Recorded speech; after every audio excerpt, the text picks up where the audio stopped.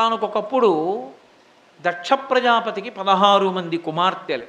16 మంది కుమార్తెలలో 13 మంది కుమార్తెల్ని ధర్ముడు అనబడేటటువంటి ఆయనకిచ్చి వివాహం చేశాడు. ఒక కుమార్తెని అగ్నిహోత్రుడికి ఇచ్చాడు, ఆమె స్వాహాదేవి. ఒక కుమార్తెని పితృదేవతలకు ఇచ్చాడు. ఒక కుమార్తె సతీదేవిని పరమశివునికి ఇచ్చి వివాహం చేశాడు. అయితే మీరు ఇక్కడ ఒక విషయాన్ని గమనించవలసి ఉంటుంది. పార్వతీదేవి యొక్క ప్రధాన స్వరూపము సతీదేవి కాదు. పార్వతీదేవి మూలస్వరూపము లేదా జగదంబ, అఖిలాండేశ్వరి, ఆదిశక్తి, ఆమె ప్రధానమూర్తి. అయితే ఆవిడ తత్వమేమి అంటే ఆమె పాదములు పట్టి ప్రార్థన చేసి లోకములను కన్న తల్లి అయిన జగదంబ నా కడుపున కూతురుగా పుట్టాలి, పుడితే ఆమెని నేను కూతురని పిలుస్తాను అని భక్తితో అడిగిన వారందరికీ ఆమె కుమార్తెగా వస్తుంది. ఒకప్పుడు కాత్యాయన మహర్షి అడిగాడు, ఆమె కాత్యాయని అన్న పేరుతో ఆయనకి కుమార్తెగా వచ్చింది. హిమవంతుడు అడిగాడు, హైమవతి అన్న పేరుతో వచ్చింది. దక్ష ప్రజాపతి అడిగాడు, దాక్షాయణి అన్న పేరుతో వచ్చింది. ఆమెకి దక్షునికి కుమార్తె అయినందుకు దాక్షాయణి అయితే పరమపాతివ్రత్యమునకు పరాకాష్ఠ కాబట్టి ఆ అవతారం ఆమెని సతీదేవి అని పిలుస్తారు. ఆ తల్లి సతీదేవిగా పరమశివుని అనువర్తించి ఆయనకి ఇల్లాలిగా ఉంది ఆ అవతారంలో. అంటే ఆమెయే దక్షునికి కుమార్తెగా వచ్చింది కాబట్టి దాక్షాయణి. సతీదేవి అన్న పేరుతో పరమశివునికి ఇల్లాలైంది ఆవిడ. ఇది జరుగుతోంది. ఒకానొకప్పుడు బ్రహ్మవేత్తలందరూ కలిసి ఒక దీర్ఘకాలము కొనసాగేటటువంటి యాగాన్ని నిర్వహిస్తున్నారు. ఈ యజ్ఞము యాగము జరుగుతున్నప్పుడు దేవతలందరూ కూడా అక్కడికి వెడుతూ ఉంటారు. ఆ సభకి బ్రహ్మగారు వచ్చారు, కూర్చునున్నారు. భర్గుడు అన్న పేరుతో పరమశివుడు కూర్చునున్నాడు. పరమశివుడికి 8 నామములతో పూజింపబడతాడు. త్రిమూర్తులు కనుక బ్రహ్మగారు పరమశివుడు లేవవలసిన అవసరం లేదు. కానీ దాన్ని దక్ష ప్రజాపతి తప్పుగా అర్థం చేసుకున్నాడు. నా కుమార్తెని ఇతనికి ఇచ్చి వివాహం చేశాను, నా అల్లుడు, నేను మామగారిని. మామగారు వచ్చినప్పుడు అల్లుడు లేచి నిలబడద్దు, నా దగ్గర అక్షతలు వేయించుకోవలసిన వాడు లేచి నిలబడకుండా కూర్చున్నాడంటే నన్ను అధిక్షేపించాడు అన్నాడు. అసలు అల్లుడు ఎందుకు అయ్యాడు? అమ్మవారు తనకి కూతురైంది కాబట్టి. అమ్మవారు దక్ష ప్రజాపతికి కూతురుగా పుట్టడమే అసలు స్వరూపమా? ఆదిశక్తిగా ఉన్న అమ్మవారు దక్ష ప్రజాపతి కన్నా ముందుంది. పూర్వజా త్రిపురాంబిక. ఆ తల్లి అడిగాడు కాబట్టి ఆయన కడుపున పుట్టింది. ఆవిడ పుట్టింది కాబట్టి ఆవిడికి అంతమందికైనా కూతురవుతుంది. కానీ ఆమె మాత్రం ఇప్పుడు పరమేశ్వరుడికే ఇల్లాలు. అది ఆమె పాతివ్రత్యం. అందుకని పరమశివుడికి భార్య అయింది. పరమశివుడికి భార్య అయింది కాబట్టి తనకు అల్లుడు అయ్యాడు. ఇది ఆవిడ వలన పట్టిన అదృష్టం. అంత మాత్రం చేత శివుడు అల్లుడైపోతాడా, తన మామగారు అయిపోతాడా? ఈ బుద్ధి వక్రించి ఇక్కడ అహంకారం వచ్చింది. దేహబంధుత్వాన్ని లెక్కలోకి తీసుకున్నాడు తప్ప పరమశివుని యొక్క వైభవాన్ని దృష్టిలో పెట్టుకోలేదు. పెట్టుకోకుండా ఎక్కడ లేని అలకొచ్చింది. అశుచితో ఉండేటటువంటి వాడు, పీషికన్నుల వాడు, కోతి రూపంతో ఉంటాడు. అలాంటి వాడు నా కుమార్తెని కోరి కోరి ప్రార్థన చేస్తే వివాహం చేశాను. వివాహం చేయడం వల్ల ఎక్కడ లేని భాగ్యం పట్టింది నా కూతురు వల్ల ఇతనికి. లేకపోతే ఇతనికేం భాగ్యం ఉంది? ఇలాంటి వాడు కూతురునిచ్చిన మామగారిని నేను సభలోకి నడిచి వస్తున్నప్పుడు లేచి నిలబడలేదు. ఇది ధూర్తతనమా కాదా? మీరు నేను మాట్లాడుతున్న మాటలు చెవిలొగ్గి వినండి అన్నాడు దిక్పాలకొల్లి అని అన్నాడు. ఎంత నింద చేయాలో అంత నింద చేసే ప్రయత్నం చేశాడు. కానీ పరమేశ్వరుని యందు ఒక లక్షణం ఉంటుంది. మీరు పరమేశ్వరుణ్ణి నింద చేద్దామని ప్రయత్నించినా అది పరమేశ్వరుని పట్ల స్తోత్రమే అవుతుంది. ఎందుకని అంటే అసలు ఆయన్ని నింద చేయడానికి అవకాశం లేదు. లేకపోయిన కారణం చేత మీరు ఏమనండి, ఆయన స్తోత్రమే చేయబడతాడు. నువ్వు దొంగ అన్నారనుకోండి ఈశ్వరుణ్ణి, నిజమే ఆయన దొంగ అవుతాడు. ఎందుకు దొంగ? మనకి కర్మఫలం రాబోయేటటువంటి పాపఫలాన్ని తగ్గించడానికి దాన్ని తీసి తక్కువ ఫలాన్ని మనకిస్తాడు. ఆపదామపహర్తారం దాతారం సర్వసంపదాం లోకాభిరామం శ్రీరామం భూయో భూయో నమామ్యహం. ఆపదలను అపహరిస్తాడు కాబట్టి ఆపదామపహర్తారం దొంగే. నమచ్చోరాయ చ శిష్ప్యాయ చ ఫేన్యాయ చ జగత్యాయ చ ప్రవాహ్యాయ చ. దొంగ అని రుద్రమే చెప్తోందిగా. ఎందుకు దొంగ? మన మనసుల్ని హరిస్తాడు కాబట్టి. హరుడు పాపములను మనకి తెలియకుండా హరిస్తాడు కాబట్టి. మన అశుభములను హరించి శుభములను ఇస్తాడు కాబట్టి మనకి తెలియకుండా దొంగ.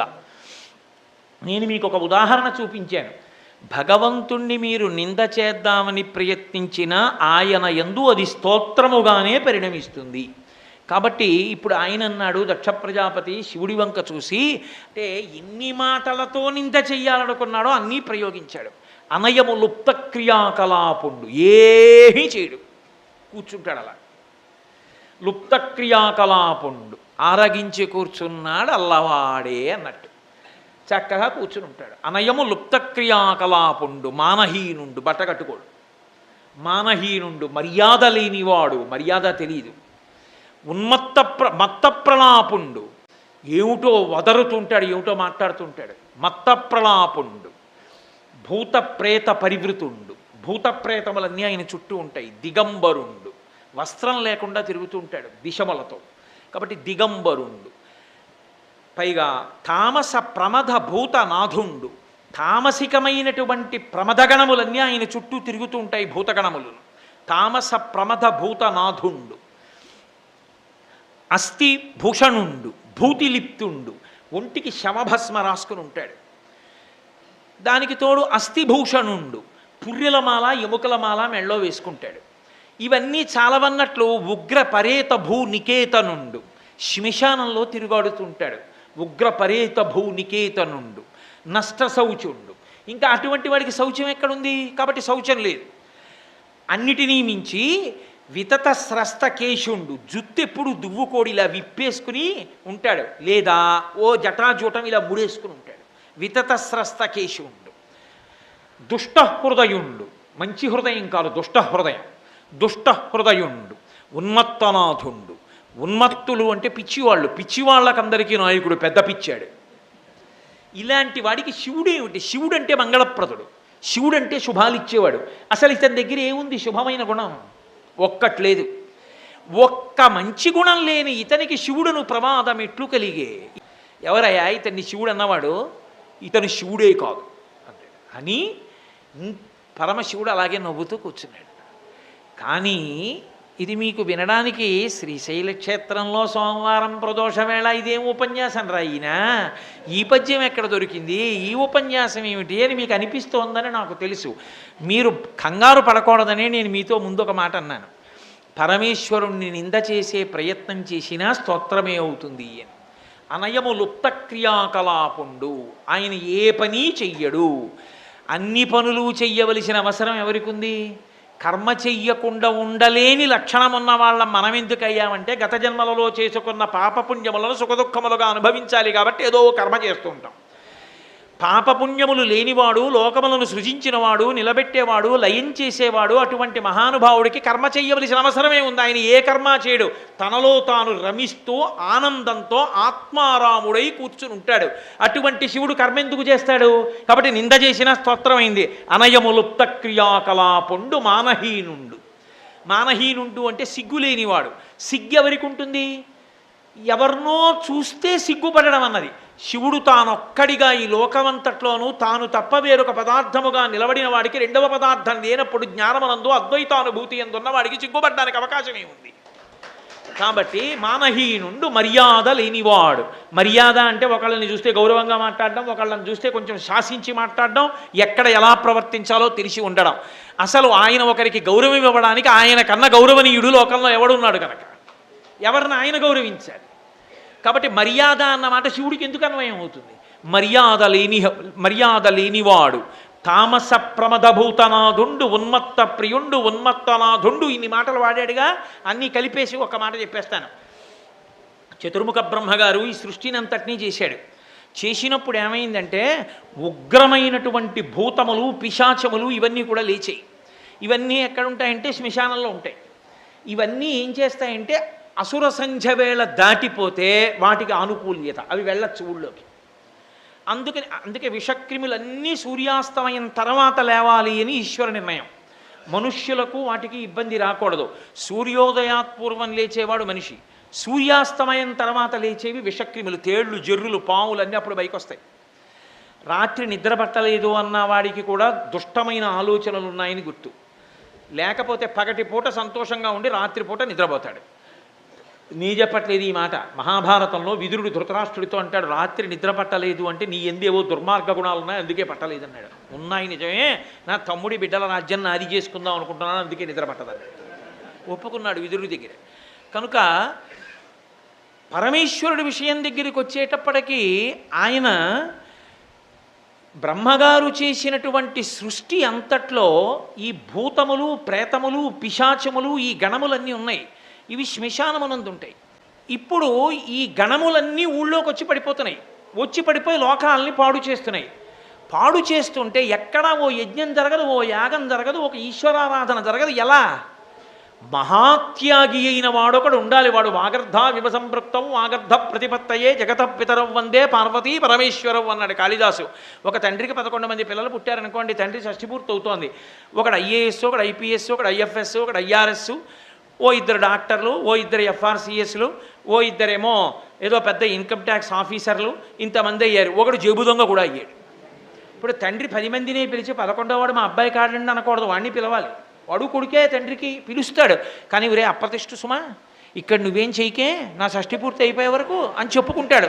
నేను ఇచ్చి పంపిస్తాను నీకు కానుకని లోపలికి తీసుకెళ్ళి చెప్పుకుంటాడు తండ్రి కాబట్టి. లోకానికి తల్లిదండ్రులు పార్వతీ పరమేశ్వరులైతే భూత ప్రేత పిశాచాదులన్నీ ఎవరికి పిల్లలు?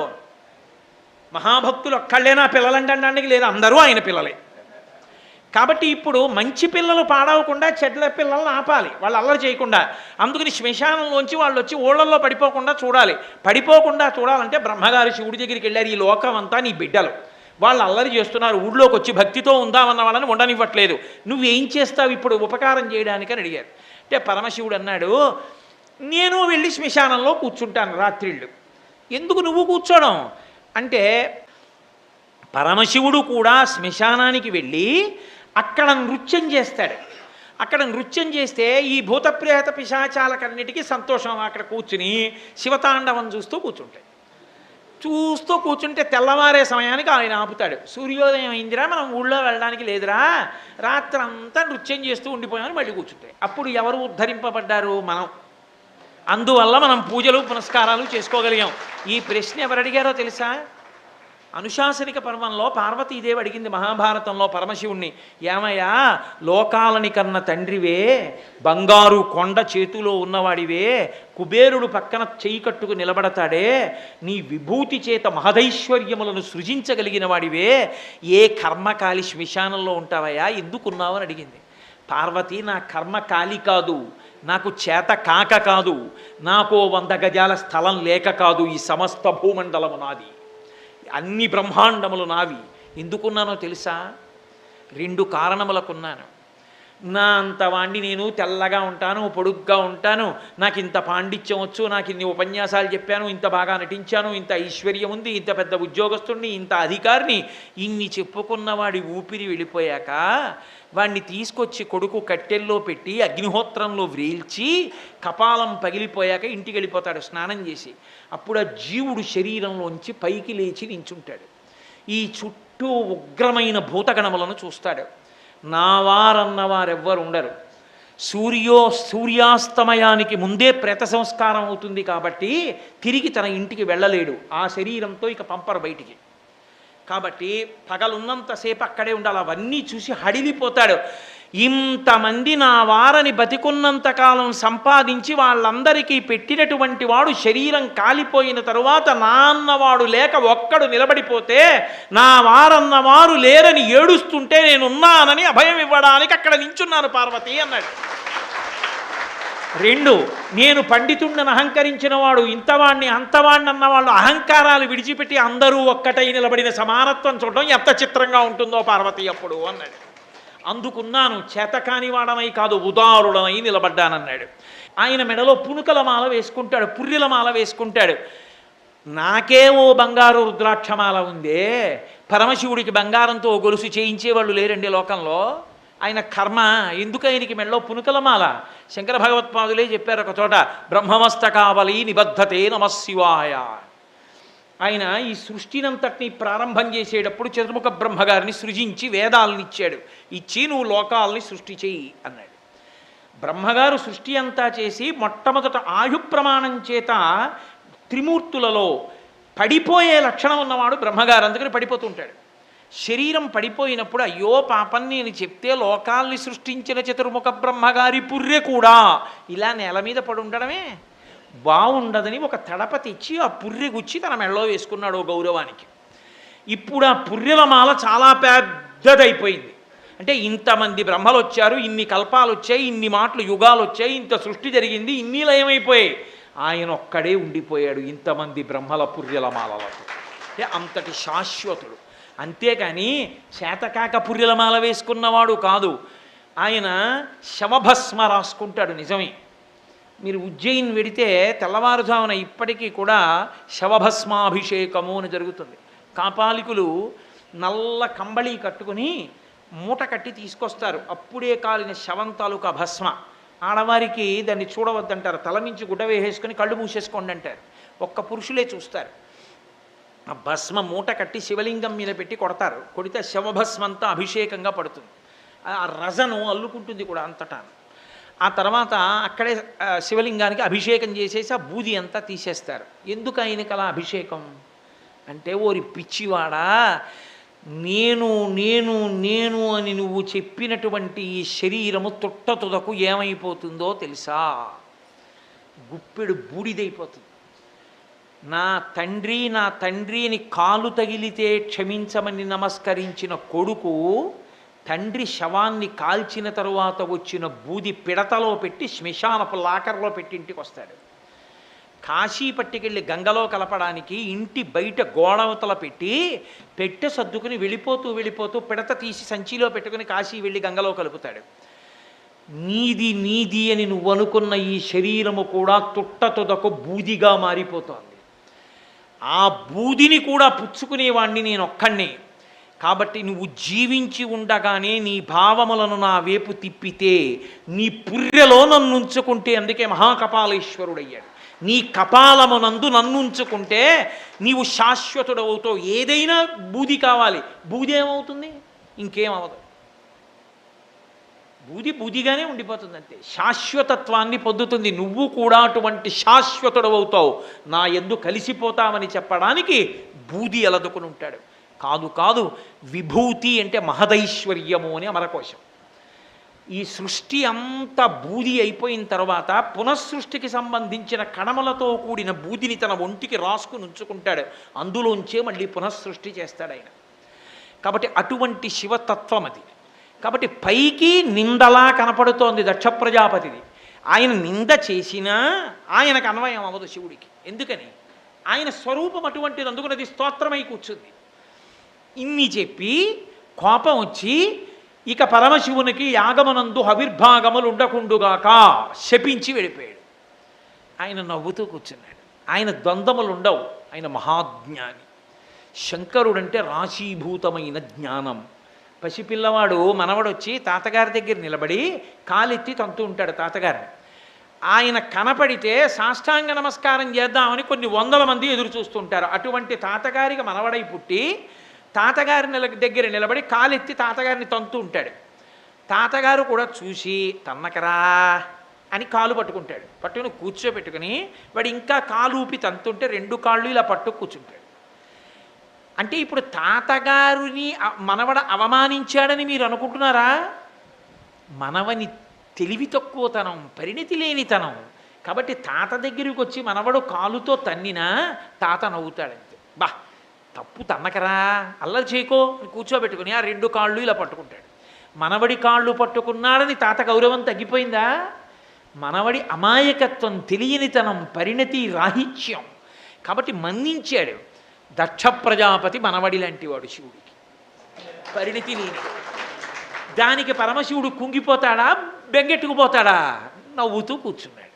అది ఆయన తత్వం, అది ఆయన మర్యాద. కాబట్టి ఆయన అలా కూర్చున్నాడు. కానీ అంతేవాసిత్వం అని ఒకటి ఉంటుంది. అక్కర్లేని అల్లరపడేవాళ్ళు వాళ్ళే. శివుడి పనుపున నందీశ్వరుడు శివుడికి వ్యతిరేకంగా భృగువు పెద్ద అల్లరి చేసి పరస్పర శాపాలు ఇచ్చుకున్నారు. అయిపోయింది. పరమశివుడు ప్రశాంతంగా ఇంటికి వెళ్ళిపోయాడు. ఇంటికి వెళ్ళిపోగానే తప్పకుండా ఏం చెప్పాలి? మీ నాన్నగారు ఇవాళ ఏం చేశారో తెలుసా అనాలి. ఎందుకంటే ఏమైనా కోపం వచ్చిందనుకోండి మీ నాన్నగారు అంటాడు. మనీ ఆర్డర్ పంపాడు అనుకోండి మా మామగారు పంపించారంటాడు కదా. అందుకని మీ నాన్నగారు ఏం చేశాడో తెలుసా పార్వతి అనాలి, దాక్షాయణి అనాలి. ఆయన ఏమీ అనలేదు, అసలు ఆయన ఏమీ చెప్పలేదు. ఆయన ఎప్పుడూ ఎలా ఉంటాడో అలాగే ఉన్నాడు. అందుకని అసలు ఆవిడికి తెలుసుకునే అవకాశం కలగలేదు. అంత మాత్రం చేత ఆవిడ తెలియనిది కాదు, సర్వజ్ఞ. ఆవిడ తెలుసుకున్న దానిలా లేదు, ఆయన తెలియ చెప్పవలసిన వాడిలా లేడు. ఇద్దరూ ఒక్కలా ఉన్నారు, అంతటి నిర్వికారుడు. కాలం గడిచిపోయింది. చిత్రం ఏమిటంటే కోపం శేషేన పూరయేత్తని ఒక సామెత. కోపం దహించేస్తే ఏమవుతుందంటే అవతలవాడు మనం కోపంతో తిట్టినా ఏం అనలేదనుకోండి, యువతలవాడికి కోపం ఎక్కువైపోతుంది. ఇట్లా పశువా ఏంటి అంత తిట్టినా ఏమన్నా అని వీడు పీక్కుపోతాడు. వాడు పుచ్చుకోలేదనుకోండి, వాడు అలా నవ్వుతూ కూర్చుంటాడు. మీరు నాకు పంచల చాప్ ఇచ్చారనుకోండి, నేను పుచ్చుకోనండి అన్నాను అనుకోండి, అది నాది అవుతుందా? అవదు. మీరు నన్ను తిట్టారనుకోండి, అంటే నన్ను తిట్టమని కాదు నా ఉద్దేశం, మీరు తిట్టారనుకోండి, నేను పుచ్చుకోలేదండి అని నవ్వుతూ కూర్చున్నాను అనుకోండి, నన్ను ఎందుకు స్పృశిస్తుంది? అది నా మనసును ఎందుకు కదుపుతుంది?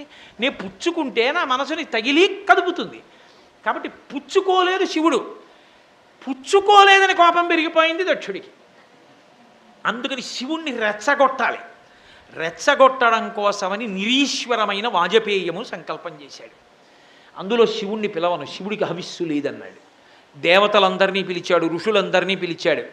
అయిపోయింది, పట్టించుకోలేదు శివుడు. కడుపు రగిలిపోదండి, ఏం చేసినా పట్టించుకోడు.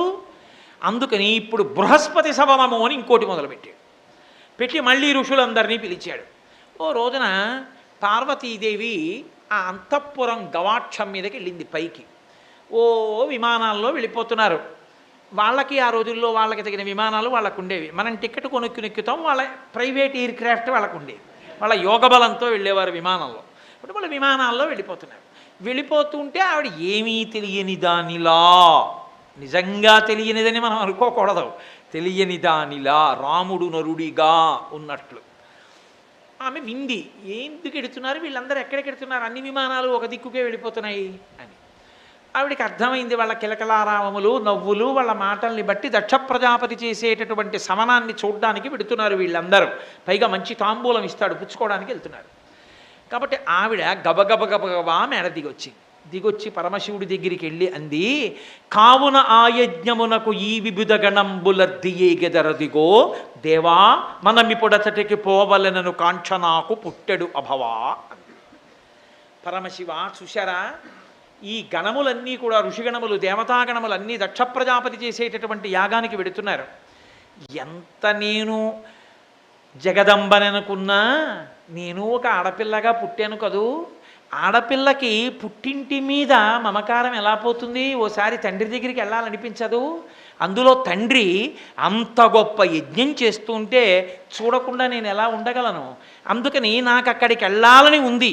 పైగా ఆ యజ్ఞము కనుగొనగా నాయనుజలు భక్తి వారి భర్తలతోడన్ ఆ యజ్ఞమునకు ఒత్తురు మనమున్ పోయిన అచట వారినే కనుగొనగలిగన్. నా చెల్లెళ్ళు 15 మంది ఉన్నారు. ఆ 15 మంది కూడా దక్ష ప్రజాపతి చేసే యజ్ఞం చూడ్డానికి వస్తారు తమ భర్తలతో.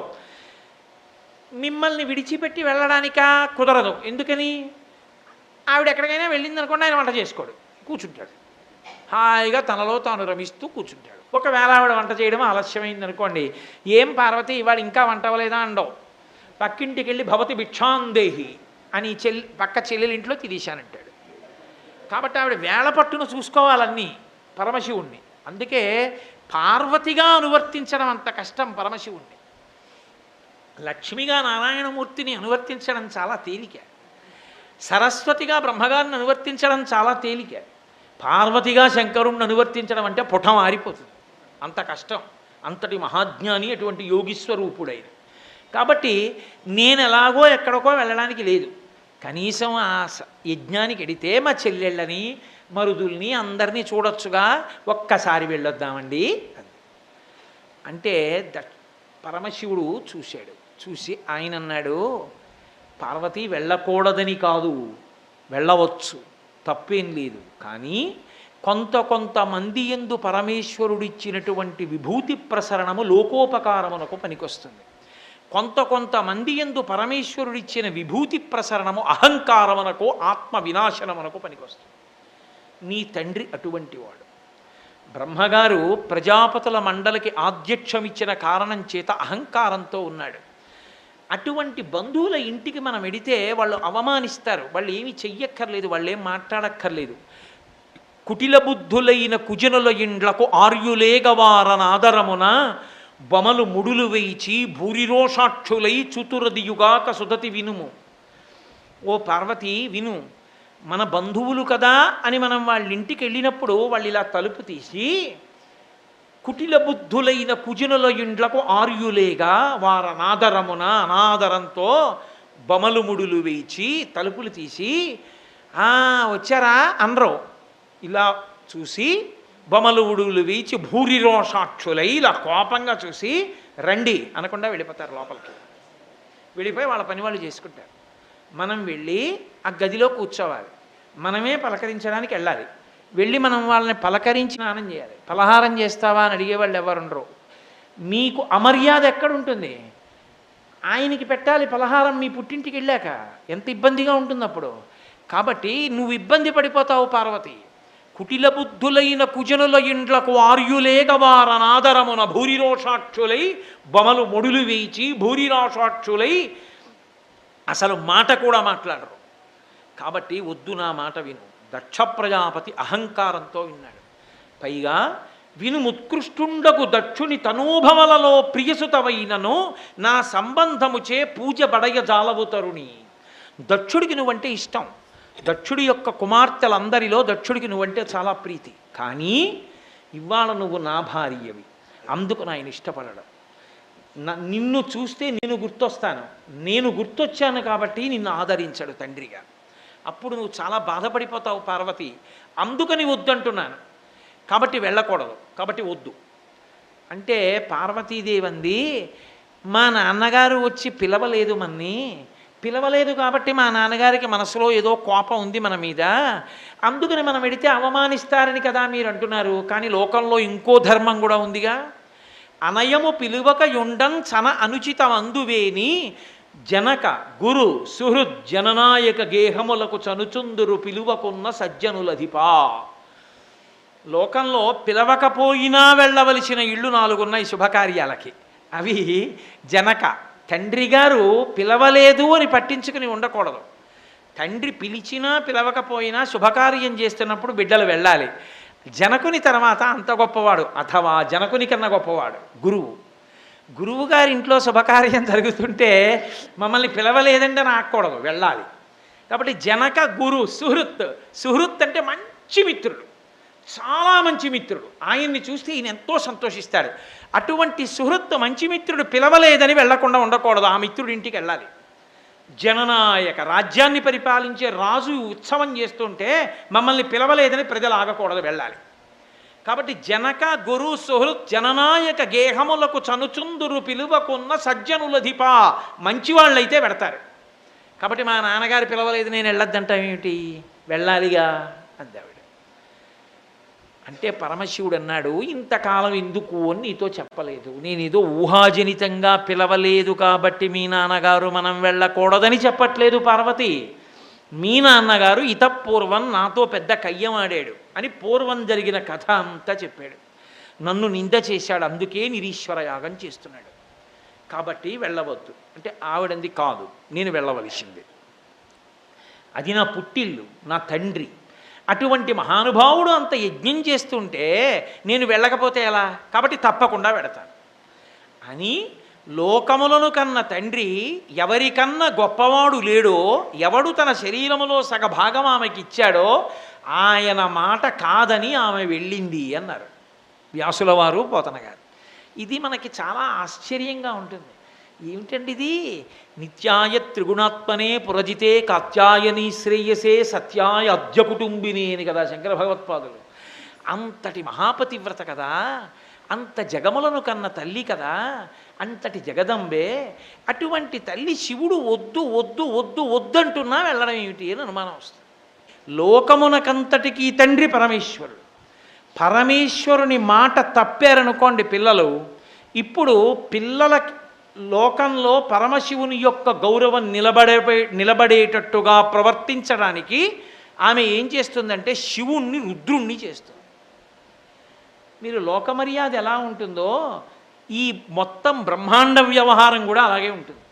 భర్తని రుద్రుణ్ణి చేసింది ఎవరు? ఆవిడే. మళ్ళీ రుద్రుణ్ణి శివుణ్ణి చేసింది ఎవరు? ఆవిడే. ఎందుకోసం చేసింది? పిల్లల కోసం చేసింది. లేకపోతే ఆయన శివుడుగానే ఉంటాడు. వీళ్ళు ఇలాగే దారి తప్పి నిరీశ్వర యాగాలు మొదలు పెడతారు. ఇక ఇది తప్పించాలి అంటే ఆవిడ శివుణ్ణి రుద్రుణ్ణి చెయ్యాలి. శివుణ్ణి రుద్రుణ్ణి చేయడానికి పథకరచన చెయ్యాలంటే తాను వెళ్ళి శరీరం వదిలిపెట్టాలి. వదిలిపెడితే ఆయన రుద్రుడు అవుతాడు. అందుకు బయలుదేరింది ఆవిడ. ఇప్పుడు లోకానికో దెబ్బ కొడతాడు ఆయన, అందరూ దారిలోకి వస్తారు. రేపు లోకానికి ఉపకారం జరగాలి, మళ్ళీ ఆవిడే చేయిస్తుంది ఉపకారం. కాబట్టి ఇప్పుడు ఆవిడ నేను వెళ్ళి తీరుతానని బయలుదేరింది. అందుకు వెళ్ళింది తప్ప భర్తని తిరస్కరించి వెళ్ళడం ఆమె ఉద్దేశ్యము కాదు. ఆవిడంది, కానీ నాకు వెళ్ళాలని అనిపిస్తోంది అంది. నువ్వు వెళ్ళి రావచ్చు, నువ్వు వెళ్ళవచ్చు అన్నాడు. ఆయన త్రికాలజ్ఞుడు, ఆయనకి తెలియదండి. అనేసరికి తల్లి గబగబా పక్కన పరమశివుడు రావట్లేదు అన్న బాధతోటే బయలుదేరింది. అబ్బో ఏమి వర్ణన చేస్తారో, ఆ కాళ్ళకున్నటువంటి గజ్జెలు మోగుతుండగా పట్టుపుట్టం కట్టుకుని అమ్మవారు బయలుదేరితే వెంటనే శివుడు సైగ చేశాడు. ప్రమథగణాలందరూ అమ్మవారు ఆడుకుంటూ వెళ్ళడానికి పూలబంతులు, మధ్యలో చూసుకోవడానికి అద్దాలు, పెట్లతో బంగారు ఆభరణాలు, చీనాంబరాలు అన్నీ పట్టుకుని అమ్మవారి వెనకాతల ఎందుకైనా మంచిదని రక్షణగా మణిభద్రుడితో కలిసి ప్రమథగణాలు బయలుదేరాయి. అందరూ కలిసి పుట్టింటికి వచ్చారు. వచ్చేటప్పటికి దక్ష ప్రజాపతి ఎదురుగుండా కూర్చునున్నాడు. దక్ష ప్రజాపతి పరివారం అంతా కూర్చునున్నారు. ఆ యాగం దేనికోసం చేస్తున్నాడు? శివుణ్ణి అవమానించడానికే చేస్తున్నాడు. వృషభవాహనం దిగి పార్వతీదేవి ఇంట్లోకి వస్తోంది. ఏ తల్లి అనుగ్రహం ఉంటే పసుపు కుంకాలు నిలబడతాయో, ఏ తల్లి అనుగ్రహం ఉంటే ఐశ్వర్యం వస్తుందో అటువంటి తల్లి నడిచి వస్తోంది తన కూతురై దాక్షాయణి అని పేరు పెట్టుకుని. లేవలేదు, పలకరించలేదు. పలకరించకపోతే పోతనగారు అంటారు, ఆ తల్లి ఇంత కష్టపడి వెడితే చనుదించిన యమ్మగువను జననియు సోదరులు తప్ప సభలోని వారెవ్వరు దక్షుని భయము వలన అనయము పలుకరింపరైరి మహాత్మా. కనీసం ఆ దక్ష ప్రజాపతి యొక్క భార్య, అక్క చెల్లెళ్ళు తప్ప, అన్నదమ్ములు తప్ప దక్షుడు ఏమ్మా వచ్చావా అని కూడా అనలేదు. ఇంత ప్రేమగా చూసే తండ్రి అమ్మ నువ్వు వచ్చావా అమ్మ రా అని అనలేదు. ఇది ఇక్కడ భర్తని నిందించాడు. తను వచ్చింది, అమ్మ వచ్చావా అని కూతురు మీద ప్రేమ చూపించలేదు. చాలా బాధపడింది. ఆ తల్లి వచ్చింది, పిన్నులు వచ్చారు, అన్నదమ్ములు వచ్చారు, పలకరించారు. సభామంటపంలోకి వెళ్ళింది, ఒక్కళ్ళు ఆవిడ్ని పలకరించలేదు. ఎందుకు పలకరించలేదు? దక్షుని భయము వలన. ఎవరు పలకరిస్తే ఏం శపిస్తాడో, అవమానించడానికే కదా చేస్తున్నాడు యాగం. అందుకనే దానిలా తీరా వెళ్ళి ఎంతంత పాపం మూట కట్టుకుంటారో చూడండి. ఎవ్వరూ పలకరించకపోతే ఆవిడ చాలా ఖేదం పొందింది. ఆఖరికి యాగమంటపంలో అమ్మ అలా కూర్చో అని అనలేదు. అనకపోతే మణిభద్రుడు అన్నవాడు చూశాడు. అమ్మవారు ఉగ్రమైన తేజస్సుతో చూస్తోంది, సమస్త బ్రహ్మాండములను కాల్చేస్తుందా అన్నట్లు. ఇప్పుడు చూశాడు. చూసి విచ్చుకత్తులు పైకి తీశారు. చంపి అవతల పారేస్తాం ఈ దక్షుడిని అన్నారు. అమ్మవారి కోపం. అమ్మవారు వారించింది, చంపకండి. నీ చిత్తం వచ్చినట్టు కూశావా పరమశివుణ్ణి పట్టుకుని. ఇప్పుడు చెప్తున్నాను నీకు ఒక మాట. పరగచితాస్తి భస్మ నృకపాలధరున్ ఉగ్రపరేత భూచరుండని పిశాచయుక్తుడని శర్వున మంగళగాతలంపరెవ్వరున్ మరి ఆ వాక్పతి ముఖ్యులం మహాత్ము పాద సరోజ రేణువులు సమ్మతి దల్పరెమస్తకంబులన్ అని అడిగింది. నువ్వు మాట మాట్లాడితే ఒక మాట చెప్తున్నావని నాకు తెలిసింది. ఎప్పుడు మాట్లాడినా పరగచితాస్తి భస్మ, బూడిద రాసుకుంటాడు, భూతప్రేతాలతో తిరుగుతాడు, శ్మశానంలో ఉంటాడని కారు కూతలు కూస్తున్నావు శంకరుణ్ణి ఉద్దేశించి. నీ హద్దు నువ్వు తెలుసుకున్నావా? నీకెప్పుడైనా తెలుసా ఎందుకు తిరుగుతాడో? శివుడు పైకి ఎంత అమంగళంగా కనపడతాడో లోపల ఎంత మంగళకరుడో ఎప్పుడైనా విచారణ చేశావా? ఓరి చేతకాని చవట, శివుడే అంత అమంగళకరుడైతే ఆ వాక్పతి ముఖ్యులం మహాత్ము చరణ సరోజములన్ సమ్మతి దల్పరే మస్తకంబులన్, ఏ చతుర్ముఖ బ్రహ్మ బొటనవేల్లోంచి నువ్వు పుట్టావో ఆ బ్రహ్మగారు పరమశివుడి యొక్క పాదరేణువుల్ని తల మీద చల్లుకుంటున్నాడు నాకు శక్తి రావాలని. బ్రహ్మగారిని చూసేనా నీకు బుద్ధి రాలేదరా? ఇంకా ఎందుకు మాట్లాడుతున్నావు? శంకరుడి గురించి తక్కువ చేసి ఎందుకు మాట్లాడుతున్నావు? శివ అన్న మాట నోటి వెంట వస్తే కొన్ని కోట్ల జన్మలలో చేసినటువంటి మహాపాతకములు దగ్ధమవుతాయి. అటువంటి శివనామాన్ని పట్టుకుని తక్కువ చేసి మాట్లాడతావా? పవి పుష్పంబగు అగ్ని మంచగు నాకూపారంబ భూమిస్థలంబగు శత్రుండతిమిత్రుడు విషము దివ్యాహారమౌ నెన్నగా అవనీ మండలి లోపలం శివ శివేచ్ఛాభాషణోల్లాసకిన్ శివ నీ నామము సర్వవశ్యకరమౌ శ్రీకాళహస్తీశ్వర అంటాడు దూర్జటి.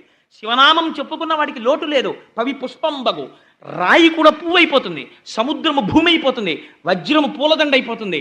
అంతటి అభయంకరుడై ఎవరి నామం చెప్పుకుని లోకాలన్నీ సంతోషపడిపోతున్నాయో అటువంటి మహాత్ముణ్ణి పట్టుకుని అనరాని మాటలంటావా? దాని లోపల ఉన్నటువంటి తత్వాన్ని తెలుసుకునే ప్రయత్నం చేయకుండా నీ చిత్తం వచ్చినట్టు మాట్లాడతావా? పైకి మాంసనేత్రమునకు ఏది కనపడుతోందో అది చూసి దాన్ని బట్టి నువ్వు మాట్లాడడం నేర్చుకున్నావా? ఇలా మాట్లాడవచ్చా? ఆయన ఎంతటి మహానుభావుడో నీకు తెలీదా? తెలిసి కూడా ఇలా కావాలని ఆయన మీద కక్ష పెట్టుకుని మాట్లాడుతున్నావా? రేపు ప్రొద్దున్న నేను తిరిగి నా భర్త దగ్గరికి వెడితే ఆయన నీలాగా కక్ష పెట్టుకునే మనిషి కారు. కానీ ఆయన నన్ను ఎప్పుడైనా అనురాగంతో దాక్షాయణి అని పిలిస్తే నా కడుపు ఉడికిపోతుంది. అంత దుర్మార్గుడైన తండ్రికి కుమార్తెనయ్యాను, ఇంతటి మహాత్ముడికి ఇల్లాలినయ్యానని నీకు కుమార్తెని అన్న విషయం నన్ను ముళ్ళు తొలిచినట్టు తొలుస్తుంది. అందుకని ఇక నీ కుమార్తెగా దాక్షాయణి అన్న పేరుతో నేను ఉండదలుచుకోలేదు. నరుడ జ్ఞానమునన్ భుజించిన జుగుప్సంబైన యన్నంబు సయ్యన వెళ్ళించి పవిత్రుడైన గతి దుష్టాత్ముండవై అయ్యనగు మహాత్ము నిందించిన నీ తనూభవ యనంగానోర్వ హేయభాజనమైన ఈ శరీరమున్ విడిచి భస్వచ్ఛుద్ధి ప్రాపించదన్ అందవిడ. నరుడు మనుష్యుడు చాలా బాగుంది పులుసు అన్నం అనుకుని తినేశాడు కడుపు నిండా. తినేసిన తర్వాత ఇంకొంచెం పులుసు తీసుకుని ఏ మజ్జిగలోనో నంచుకుందామని గరిటెతో ఇలా అన్నాడు. ఓ బల్లి వచ్చింది, అందులోంచి చచ్చిపోయింది. చాలా రుచిగా ఉన్న పులుసు అన్నం తిన్నానని కడుపులో ఉంచుకుంటాడా? చచ్చిపోయిన బల్లి అందులో ఉందని నోట్లో వేలు పెట్టి కక్కేస్తాడా?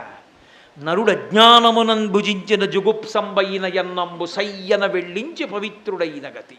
కక్కి పవిత్రుడైనట్టు నువ్వు తపస్సు చేస్తే నీకు కూతురుగా వచ్చాను, నా భర్తని అవమానించావు కాబట్టి నేను ఇక నీ కుమార్తెగా ఉండను. ఈ శరీరంతో ఉన్నంతసేపు నీకు కుమార్తెగా తిరుగుతున్నాను కాబట్టి దాక్షాయణి అంటారు. ఇక నీకు ఆ కీర్తి ఉండకూడదు. అందుకే ఈ శరీరాన్ని విడిచిపెట్టేస్తాను. భాస్వచ్ఛుద్ధి ప్రాపించదన్, యోగాగ్ని యందు ఈ శరీరాన్ని దహించేస్తున్నాను అందావిడ. ఇన్ని మాటలన్నా ఇలా తల తిప్పి కూడా చూడలేదు దక్షుడు. తన యజ్ఞం తాను చేసుకుంటూ హవ్యాన్ని ఇస్తున్నాడు అగ్నిహోత్రానికి. హాహాకారాలు చేశారు అందరూ, ఏమిరా ఈ మూర్ఖుడి ప్రవర్తన అని. తల్లి చూసి ఉత్తర క్షణంలో ఆమె ఆచమనం చేసి ఉత్తరాభిముఖురాలై కూర్చుని పరమశివుడి యొక్క పాదములను మనసులో స్మరిస్తూ యోగాగ్నిని తన శరీరములో రగల్చి ఒక్క క్షణంలో తన శరీరాన్ని భస్మం చేసి కుప్పగా పడిపోయింది. పడిపోగానే అక్కడ ఉండేటటువంటి రుద్రగణాలన్నిటికీ కోపం వచ్చి దక్ష ప్రజాపతి మీద పడ్డాయి.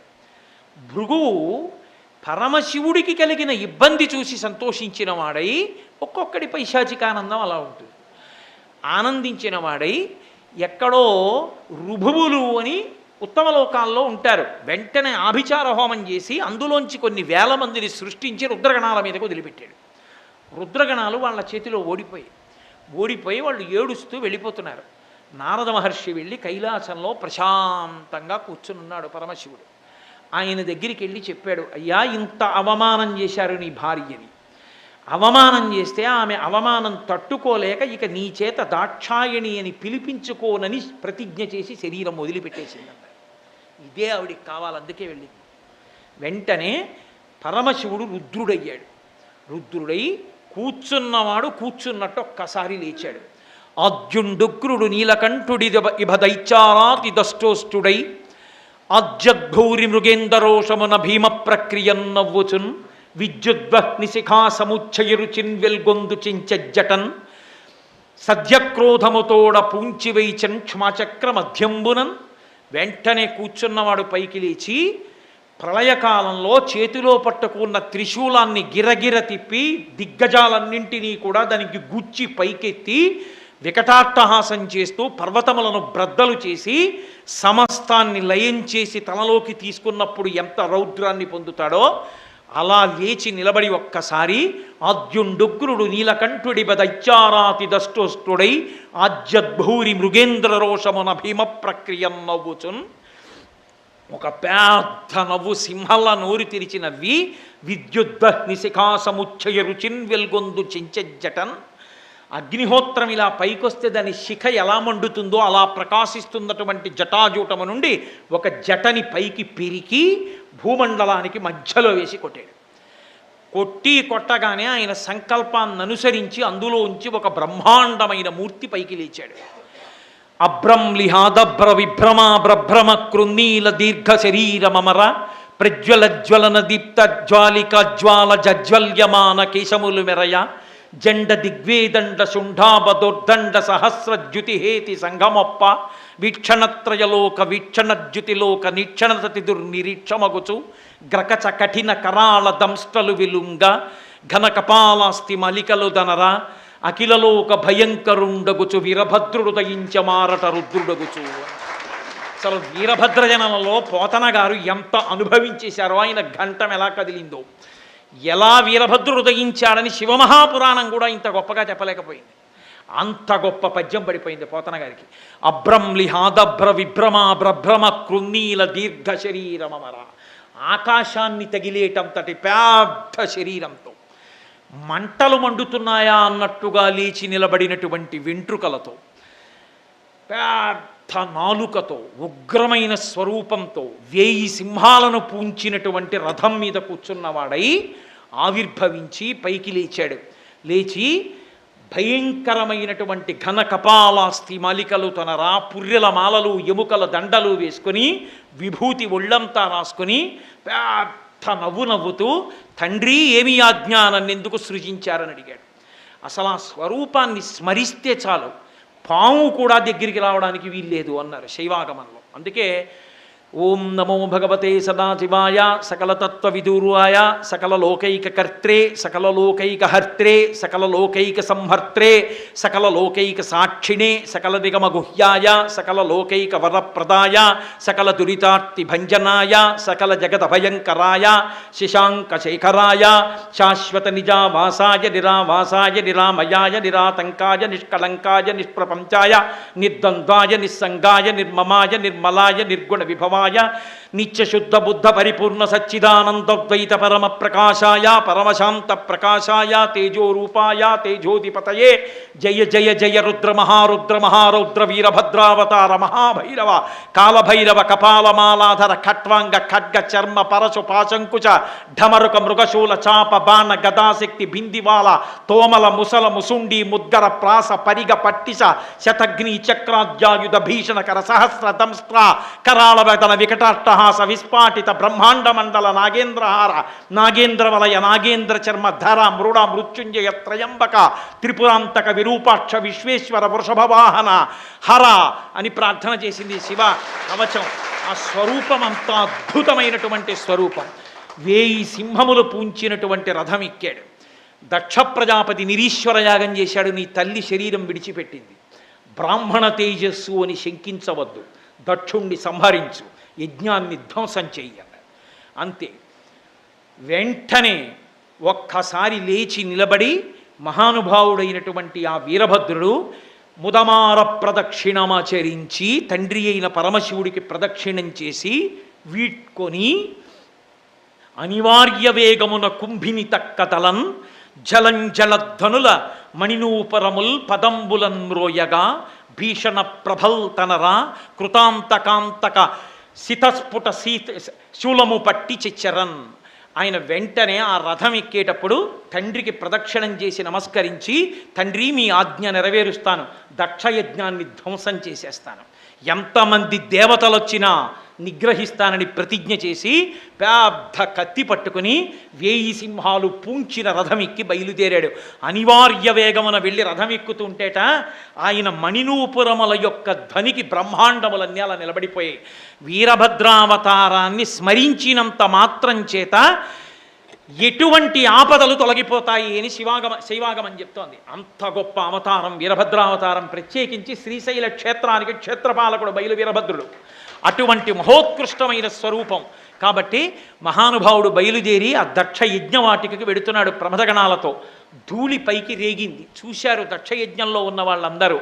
ఓ ఏమిట్రా ఈ ధూళి, అకాలమైనటువంటి మేఘాలు లేచాయి, బహుశः పార్వతీదేవి శరీరం విడిచిపెట్టిన కారణం చేత అమంగళం తరువుకొస్తోందేమో అనుకున్నారు. అప్పుడు అందులో లేచి కొందరన్నారు, అట్టి త్రిపురహరుని, శర్వుని, శుభప్రదుని, ఈశుని, ఆయనని రోషింపచేసిన మంగళములు మనకు కలుగునే పద్మగర్భునకునైనా బ్రహ్మగారికైనా మంగళాలు కలుగుతాయిరా. అటువంటి మహానుభావుడు పరమశివుడికి కోపం తెప్పిస్తే, కాబట్టి ఉపద్రవం ఏదో వస్తోందనుకున్నారు. గబగబా లోపలికి వచ్చారు. అంతే వీరభద్రస్వామి, నందీశ్వరుడు, ఆ తర్వాత ఆ మణివాహుడు, వీళ్ళందరూ లోపలికి వెళ్ళి ఆ భగుడని ఆయన ఆ బ్రాహ్మణులు చేసేటటువంటి యజ్ఞం దగ్గర పరమశివుణ్ణి నింద చేసి మాట్లాడుతుంటే కళ్ళు గీటి బాగా తిట్టండని కనుగీటాడు. వెంటనే వెళ్ళి ఆ మణిభద్రుడు అనేటటువంటి ఆయన్ని పట్టుకుని 2 కళ్ళు పీకేశాడు. పూష అని సూర్యస్వరూపం. అది ఆ పరమశివుణ్ణి నింద చేసేటప్పుడు వెకిలి నవ్వు నవ్వాడు. అందుకని వెళ్ళి నందీశ్వరుడు ఆయన పళ్ళన్నీ పీకేశాడు. పూషదంత భిదవ్యగ్రో దక్షాక్షర హరోహర భగనేత్ర భిదవ్యక్త సహస్రాక్ష సహస్రపాత్ అని శివాష్టోత్తరం. ఆ కళ్ళు పీకేసి ఆ సూర్యబింబానికి ఆ పూష అనబడేటటువంటి సూర్యుడికి పళ్ళన్నీ పీకేశారు. పీకేసి దక్ష ప్రజాపతి యొక్క శరీరం మీద కూర్చుని త్రిశూలంతో పొడిచేశాడు వీరభద్రుడు. ఎన్ని పోట్లు పొడిచినా శరీరము మంత్రపూతమైన కారణం చేత దక్షుడు మరణించలేదు. అప్పుడు చూసి ఆయన శిరస్సుని గిరగిర తిప్పి ఊడబెరికి దక్షిణ అగ్నిలో పారేశాడు. ఆ అగ్నిలో కాలిపోయింది. దేవతలందరినీ పట్టుకుని చితక పొడిచేశారు. కాళ్ళు చేతులు విరిగిపోయిన వాళ్ళు, అవయవాలు తెగిపోయిన వాళ్ళు, నెత్తి రోడిపోతున్న వాళ్ళు, హాహాకారాలు మిన్నుముట్టాయి. దేవతలందరూ సత్యలోకానికి పరిగెత్తి చతుర్ముఖ బ్రహ్మగారి దగ్గరికి వెళ్ళారు. వీరభద్రావతారానికి ఉద్రేకం ఆగక ఆ పట్టిసాన్ని తీసుకెళ్ళి, ఆ కత్తిని తీసుకెళ్ళి గోదావరి నదిలో కడిగాడు. ఎక్కడ ఆయన కత్తిని కడిగాడో అదే పట్టిసం క్షేత్రమైంది. ఆ మహానుభావుడు వీరభద్రుడి యొక్క ఉగ్రకళ తగ్గకపోతే దేవతలందరూ కూడా వచ్చి స్తోత్రం చేసినా ఆయన ఉగ్రత శాంతించకపోతే అప్పుడు మళ్ళీ జగదంబని ప్రార్థన చేశారమ్మా దేనివల్ల తగ్గుతుందని. అమ్మవారంది, నా 16 కళలలో ఒక కళ భద్రకాళీదేవిని పంపుతున్నాను అంటే ఆ భద్రకాళీదేవి వచ్చి అశ్శరభ దశరభ అశ్శరభధరభ అంటూ ఆడింది. ఆయన ఏం లెక్క పెట్టలా, అంతే ఉగ్రంగా ఉన్నాడు. ఇలా కాదని ఆ భద్రకాళీ స్వరూపం గోదావరి నదిలో స్నానం చేసి పైకొచ్చింది. పైకొచ్చి కన్నెపిల్లగా కనపడింది. కనపడేటప్పటికీ ఇంత ఉగ్రస్వరూపము తగ్గిపోయి ఆమె చిటికిన వేలు పట్టుకుని మన ఇద్దరం పెళ్ళాడదామన్నాడు అని నడిచి వెడుతుంటే మునిమండలి కనపడింది. మునులు కనబడ్డారు. వాళ్ళు వీళ్ళిద్దరికీ మాకిద్దరికీ వివాహం చేయమన్నాడు. ఇద్దరినీ ఒకే పీట మీద కూర్చోబెట్టి గబగబా పీటేసి ఒక పీట మీదే కూర్చోబెట్టి ఇద్దరికీ పెళ్లి చేశారు. అందుకే మునిమండలి ఇప్పటికీ తూర్పుగోదావరి జిల్లాలో మురమళ్ళ క్షేత్రం. ఒక పీఠం మీదే ఉంటారు వీరభద్రుడు భద్రకాళి. కాబట్టి ఆనాడు వీరభద్రుడు అలా శాంతి పొందాడు. ఆ రోజున వీళ్ళందరూ సత్యలోకంలో బ్రహ్మగారి దగ్గరికి వెళ్ళారు. అంతటి మహానుభావుడు పరమశివుడి జోలికి వెళ్ళమని మీకెవరు చెప్పారా? వెళ్ళి చేతులు కాల్చుకున్నారు. పదండి వెళ్ళి ప్రార్థన చేద్దామన్నారు. వీళ్ళందరినీ తీసుకుని మళ్ళీ కైలాస పర్వతం మీదకి వెళ్ళారు. అయిపోయింది, జరగవలసిన కార్యం నిగ్రహించేశాడు మహానుభావుడు. తన కుడి తొడ మీద ఎడమ కాలు పెట్టుకుని, ఎడమ చేయి ఎడమ కాలు మీద, ఎడమ మోకాలు మీద పెట్టుకుని నారదాది మహర్షులు చుట్టూ సేవిస్తుండగా చిన్ముద్ర పట్టి ప్రశాంత వదనంతో మర్రి చెట్టు కింద కూర్చుని మౌన వ్యాఖ్యా ప్రకటిత పరబ్రహ్మతత్వం యువానం వర్షిష్టంతే వసదృషగణైరవృతం బ్రహ్మనిష్టై ఆచార్యేంద్రం కరకలిత చిన్ముద్రమానందరూపం స్వాత్మారామం ముదితవదనం దక్షిణామూర్తిమీడే అని ప్రశాంతంగా దక్షిణామూర్తిగా కూర్చున్నాడు. అప్పుడు వెళ్ళి దేవతలందరూ ప్రార్థన చేశారు. మా బుద్ధి తప్పయింది, నిరీశ్వరయాగం దక్షుడు చేయడం ఏమిటి, తగుదునమ్మా అని మేము వెళ్ళడం ఏమిటి? ఈశ్వరా, మీరు తండ్రి, మేము చేసిన తప్పిదాన్ని మీరు కాకపోతే ఎవరు క్షమిస్తారు? కాబట్టి మమ్మల్ని క్షమించండి అని ప్రార్థన చేశారు. పరమశివుడు ఉదారుడు. వెంటనే ఆయన వాళ్ళు చేసిన తప్పిదాలన్నీ క్షమించి ఒక్కొక్కరికి ఒక్కొక్క వరం ఇచ్చాడు. భగుడికి మళ్ళీ చూడగలిగిన శక్తిని ఇచ్చాడు. పూషా అన్న ఆయనకి యజమాని దంతములతో పిండి పదార్థం తినేటట్టు పాయసాన్నం తినగలిగేటటువంటి వరాన్ని ఇచ్చాడు. అలాగే తల తెగిపోయిన దక్ష ప్రజాపతికి గొర్రె తలకాయ పెట్టించి మళ్ళీ ఆగిపోయిన యజ్ఞాన్ని పూర్తి చేయించాడు. యజ్ఞానికి సంబంధించినటువంటి ఆ యజ్ఞ స్వరూపము జింక రూపంలో పారిపోయింది ఉత్తర దేశానికి, దక్షారామం నుంచి. అమ్మో, భీమఖండంలో శ్రీనాథ మహాకవి ఏమి వర్ణించాడో అసలు ఈ దక్షారామాన్ని, దక్షారామంలో జరిగిన విశేషాల్ని భీమఖండంలో శ్రీనాథ వర్ణనలు వింటుంటే ఒళ్ళు గగురు పొడుస్తుంది, అలా వర్ణించాడు మహానుభావుడు. కాబట్టి అప్పుడు అందరూ ఆయన వలన అనుగ్రహం పొందారు. యజ్ఞం పరిసమాప్తమైంది. అయిన తరువాత శ్రీమన్నారాయణుడు సభలోకి వచ్చారు. అందరూ ఆయన్ని స్తోత్రం చేశారు. ఈ శివుని పట్ల అపచారముతో జరుగుతున్నటువంటి యజ్ఞము శుభప్రదముగా పూర్తి కాదని తెలుసు. అందుకే నారాయణుడి సభకి రాలేదు విష్ణువు. అప్పుడు వచ్చారు. వచ్చిన తరువాత యజ్ఞము చక్కగా పరిపూర్ణమైంది. అయిన తరువాత మంగళవాక్యంతో పూర్తి చెయ్యాలి కాబట్టి ఘట్టాన్ని ఆ తల్లి మళ్ళీ హిమవంతుని కుమార్తెగా పుట్టి హైమవతి అన్న పేరుతో పార్వతీ కళ్యాణం చేయించుకుంది. చక్కగా పార్వతీ కళ్యాణం జరిగింది. అదిగో ఆ పార్వతీ కళ్యాణం జరిగి మళ్ళీ పార్వతీ పరమేశ్వరుడు సశక్తియుతుడయ్యాడు.